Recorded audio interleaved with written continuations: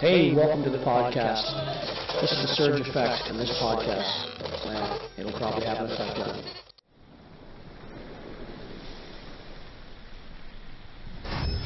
Well, hello and welcome to another episode of the Surge Effect.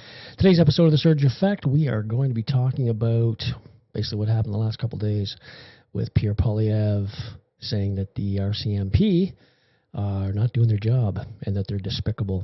So we're just going to drop you a few videos and hopefully enlighten you a little bit about the Lavelin affair and the Aga Khan affair. A lot of people don't know what it's all about or even what Trudeau's part in it is. So I'm going to cover a little bit of that. So anyway, let's get going with the Surge Effect. All right, so the very first one I'm going to show you is Pierre Poilievre talking the other day. He was on Northern Perspective.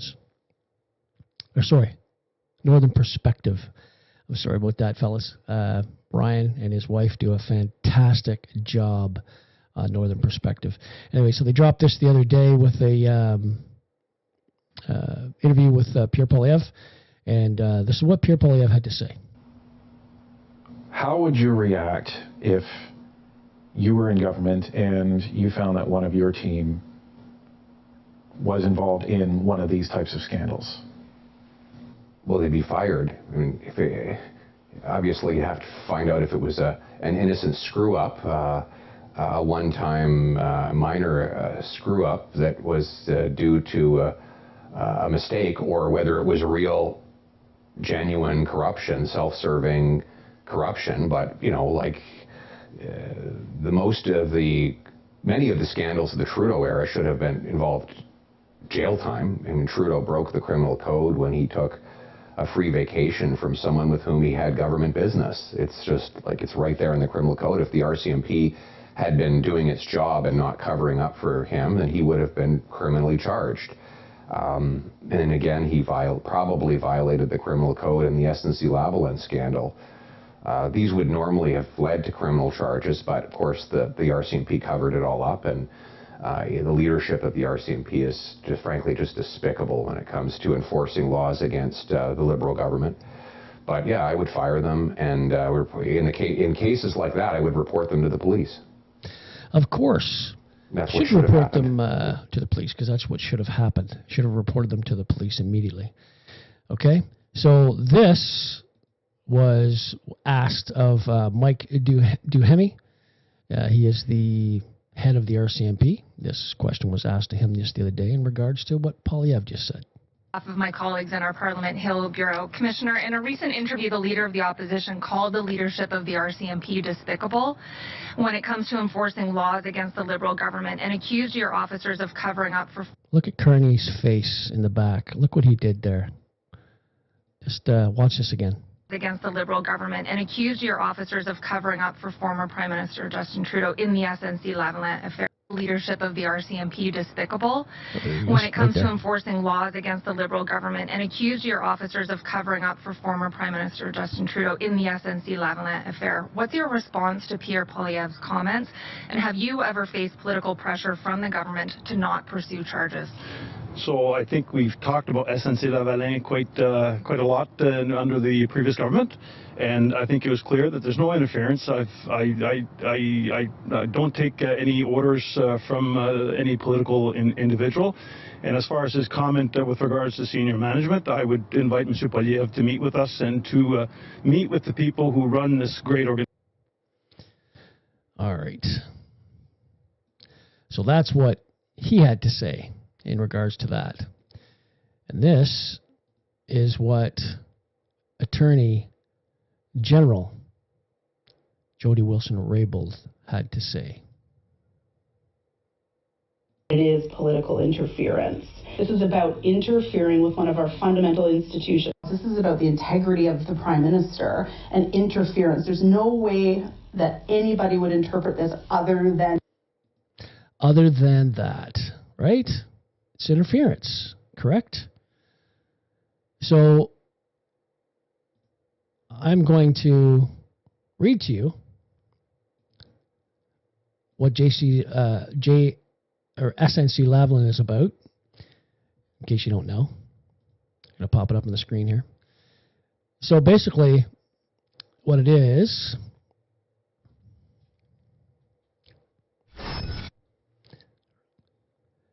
the key events and timelines of the scandal erupted when reports resurfaced that the Trudeau's office and other senior officials pressured then Attorney General and Justice Minister Jody Wilson-Raybould to overrule the PPSC, direct prosecutors to offer SNC-Lavalin a DPA action that would violate principles of prosecutorial independence enshrined in Canadian law and Supreme Court precedents like the Shawcross Doctrine, which prohibits political interference in judicial decisions.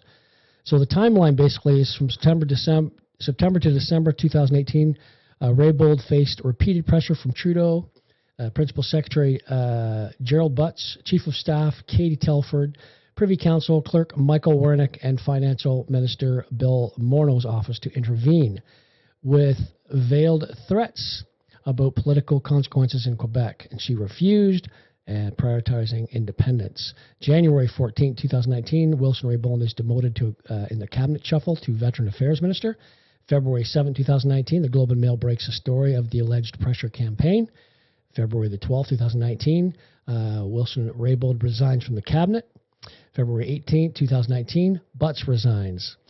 February 21st, March 19, 2019, House of Commons Justice Committee hearing reveals details including secret recording of Wilson-Raybould of a December 2018 call with Wernick, where he warned that Trudeau wanted the DPA one way or another.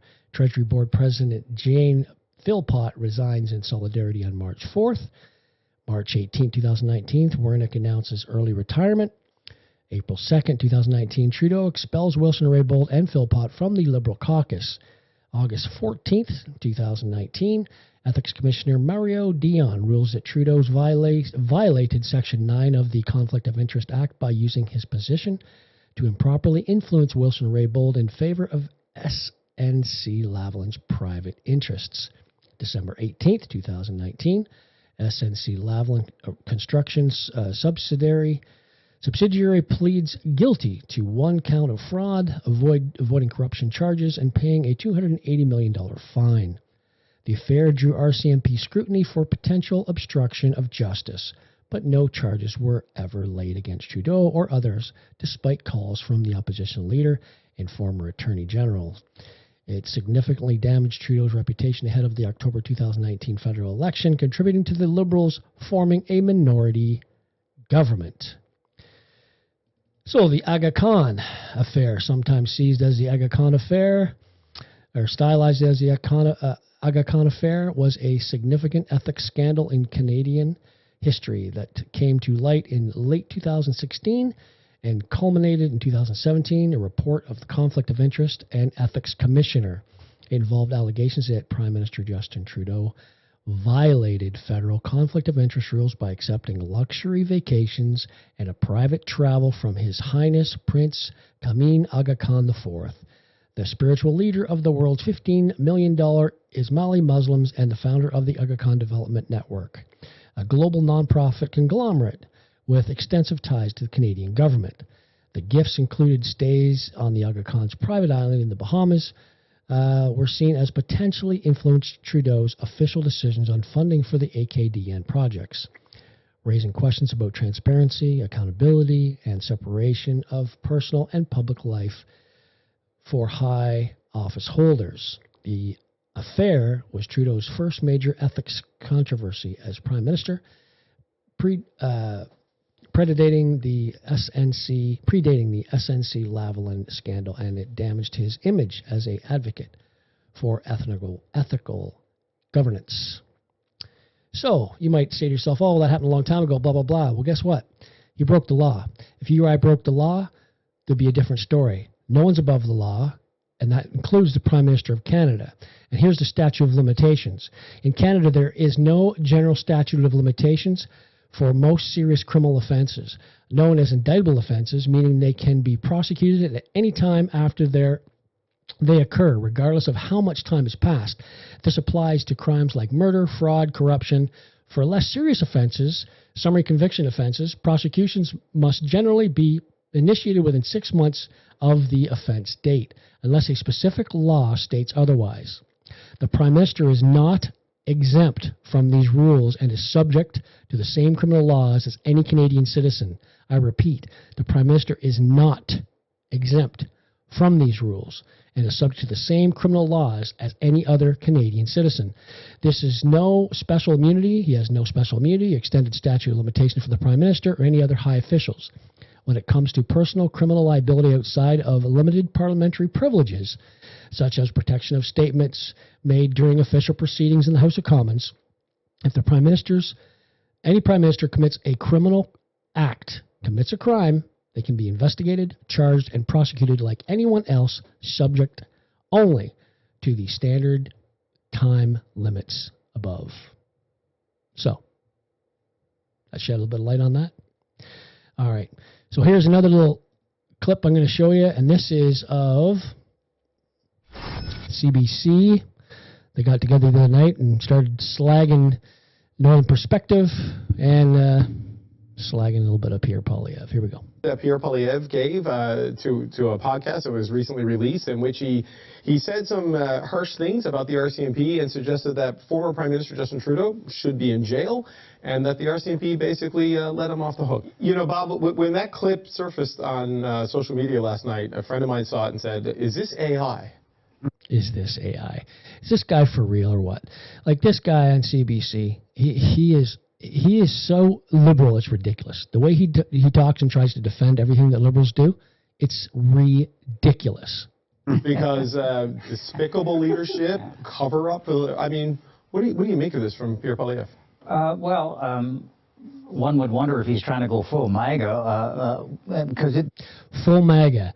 Anyone with half a brain in their head knows that MAGA stands for Make America Great Again. I've said in podcasts prior, who would not want to have their country the best? The best. Make Canada great again, make Japan great again, whatever. Whatever country you're in, you want to make it the best. These guys make it sound like it's some type of a cult. It's ridiculous. Ridiculous. But people eat this stuff up. Spoon-fed. This, which I've never heard of this Northern Perspective or whatever it is. This guy's never heard of a Northern Perspective. This guy simply doesn't pay attention to podcasts. He just doesn't. Because Northern Perspective is a husband and wife that did this because it needs to be done. The truth needs to be told. And information needs to be told to people that they don't normally see on mainstream media. Right? This guy is out to lunch.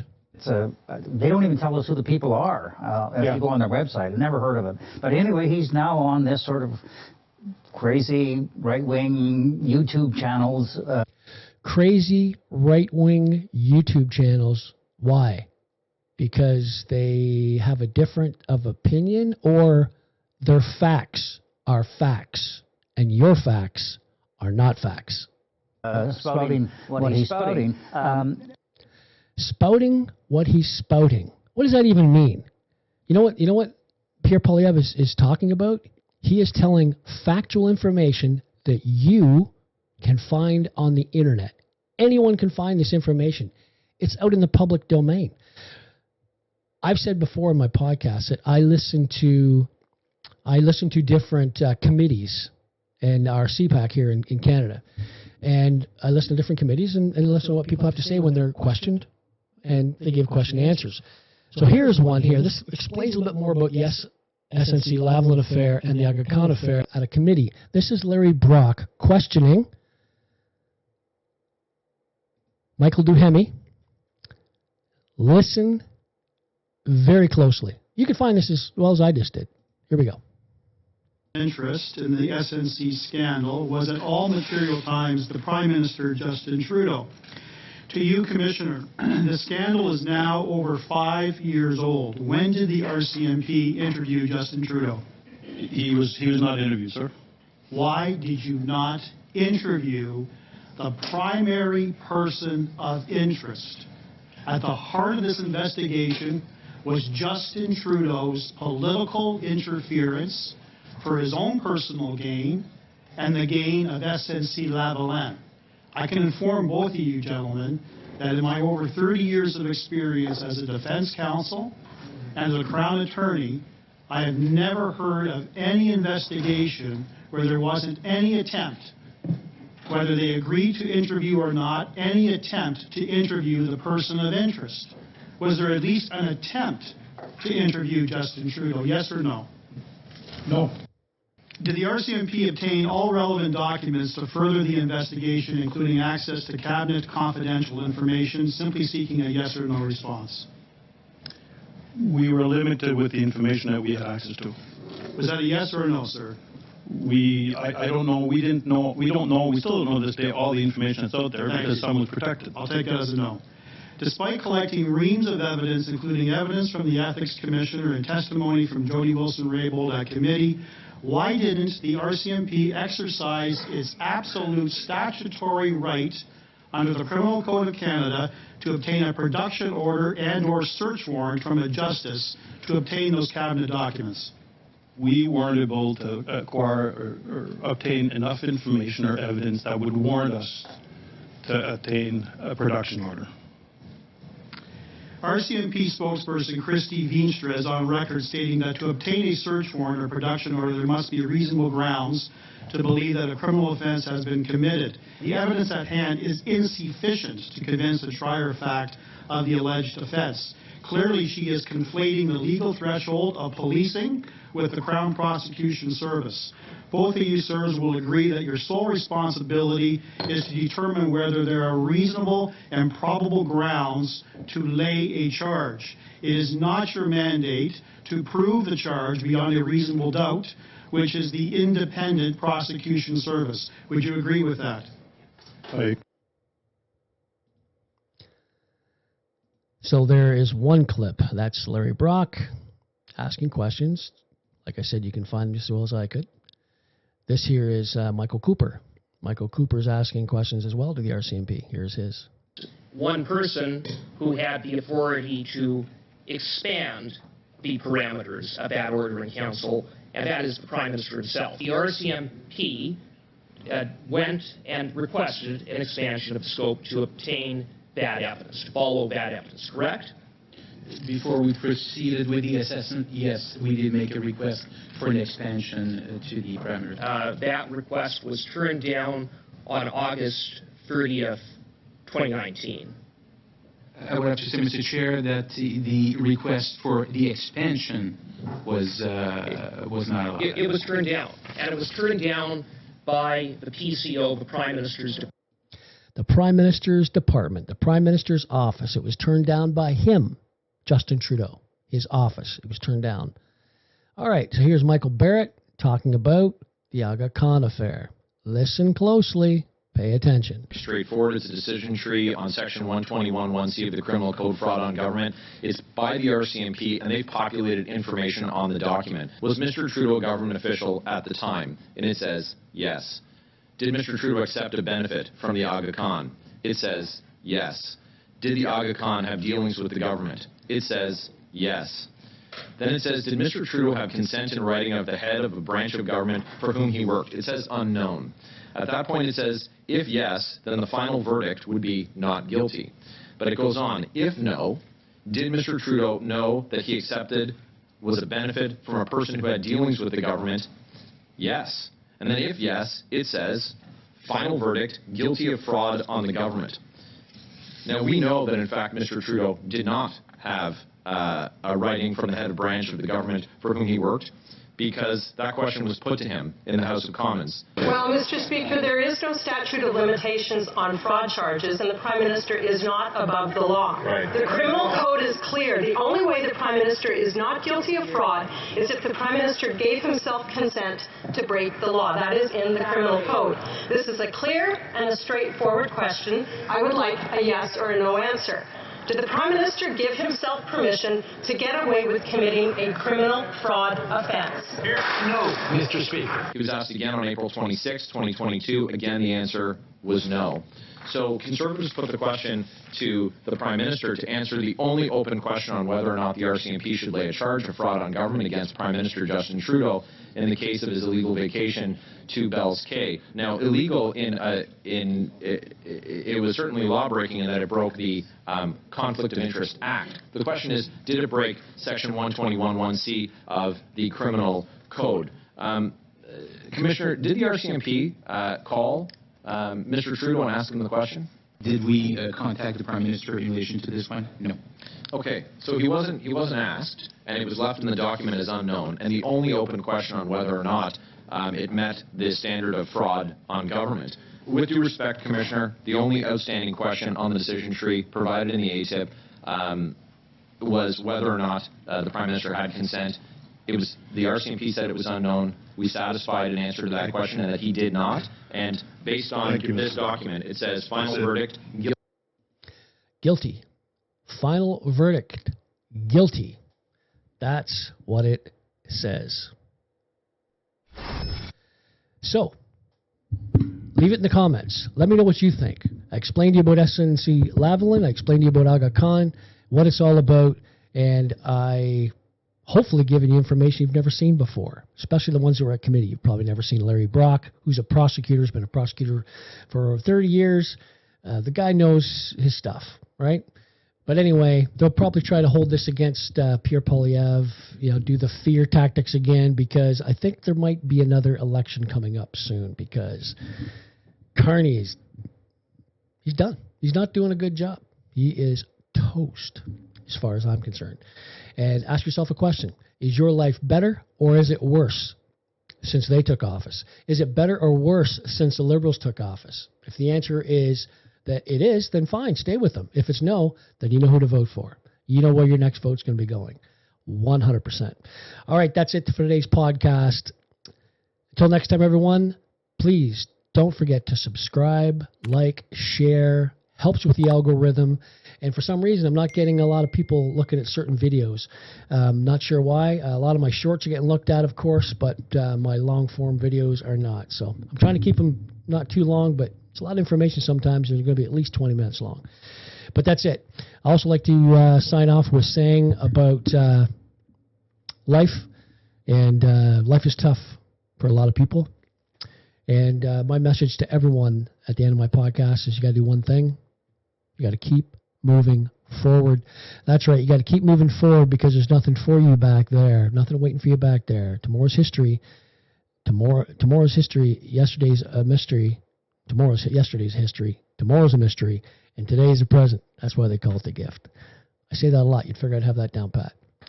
Anyway, that's it for today's podcast, everyone. Until next time, cheers.